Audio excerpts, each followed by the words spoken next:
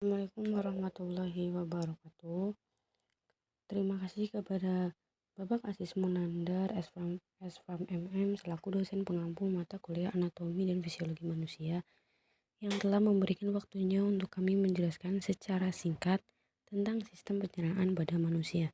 Di sini, saya, Medi Ali Hartati, selaku moderator dan pemateri, dan teman-teman saya yang bernama Retno Intan Evelia sebagai pemateri, Eli Wahyuningsih sebagai pemateri, Siva Nikmal Maulawani sebagai pemateri.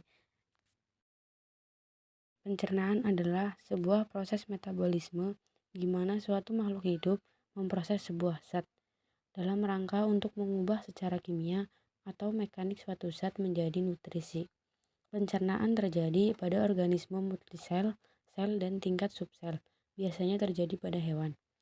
Yang pertama, sistem pencernaan. Sistem pencernaan adalah proses yang dilakukan oleh sistem organ pencernaan untuk mengolah makanan agar dapat diserap nutrisinya dan diubah menjadi energi. Selanjutnya yaitu proses pencernaan. Yang pertama, ingesti, memasukkan makanan ke dalam tubuh melalui mulut. Kedua, mastikasi, proses mengunyah makanan oleh gigi. Yang ketiga, deglutisi, proses menelan makanan di tenggorokan. Yang keempat, digesti, pengubah makanan menjadi molekul yang lebih sederhana dengan bantuan enzim yang terdapat di lambung. Yang kelima yaitu absorpsi, proses penyerapan terjadi di usus halus. Yang keenam, defekasi, pengeluaran sisa makanan yang tidak berguna untuk tubuh melalui anus.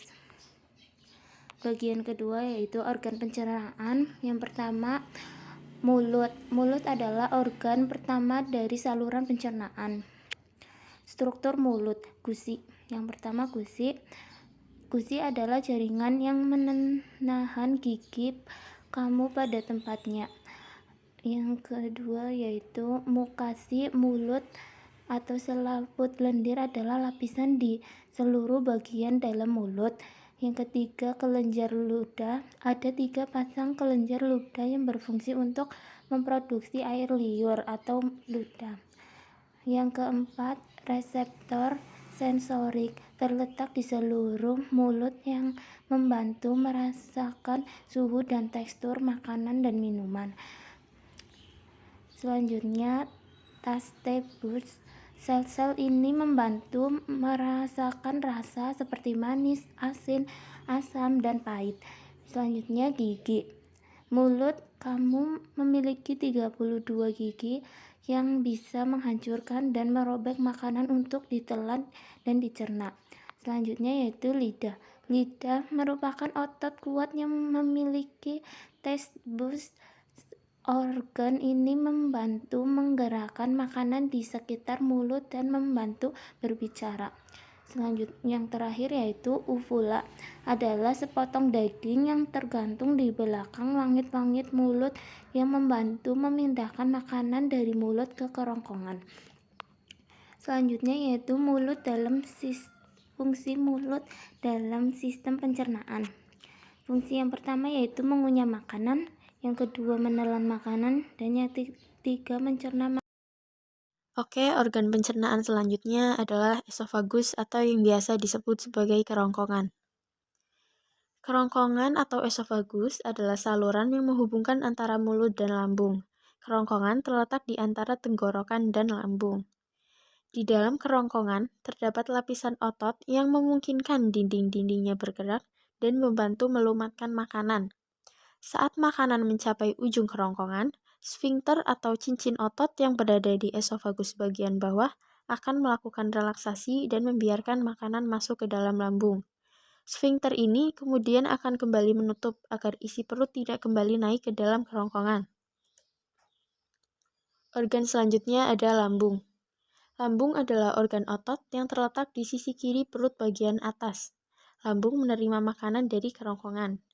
Lambung mempunyai fungsi dalam sistem pencernaan, diantaranya yaitu untuk mengolah makanan, untuk menyimpan makanan, untuk memilah dan menyingkirkan zat-zat yang berbahaya. Lambung memiliki beberapa bagian. Bagian pertama ada kardiak. Kardiak berfungsi untuk mencegah isi lambung kembali ke dalam kerongkongan. Lalu ada fundus.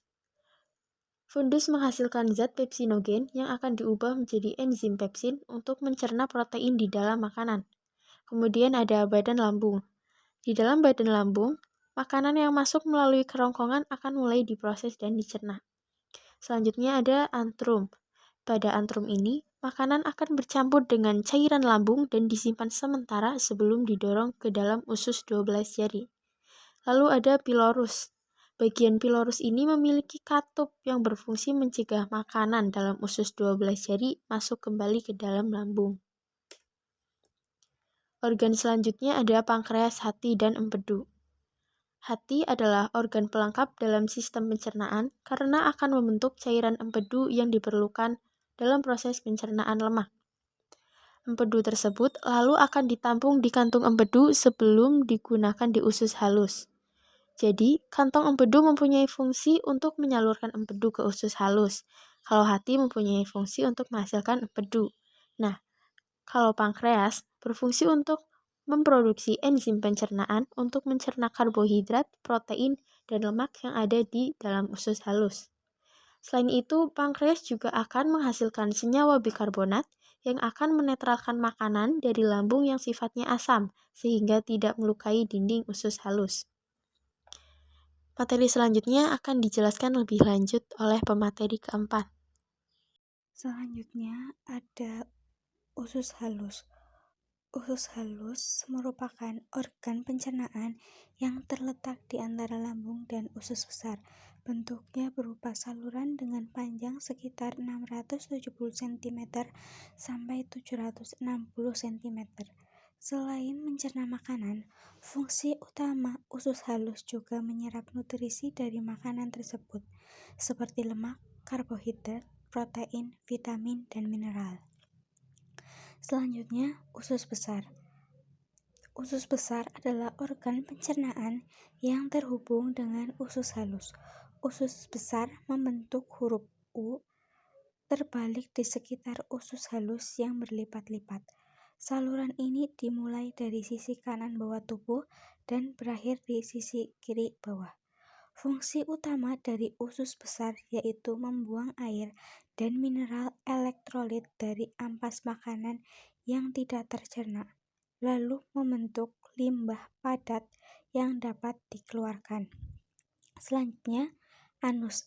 Anus adalah lubang akhir dalam saluran pencernaan yang mendekati bagian luar tubuh. Anus merupakan saluran sepanjang 5 cm yang berada di bawah rektum. Fungsi anus adalah mengeluarkan feses dari saluran pencernaan ke luar tubuh. Sekian presentasi dari kelompok kami. Apabila ada kekurangan, kami mohon maaf yang sebesar-besarnya. Wassalamualaikum warahmatullahi wabarakatuh.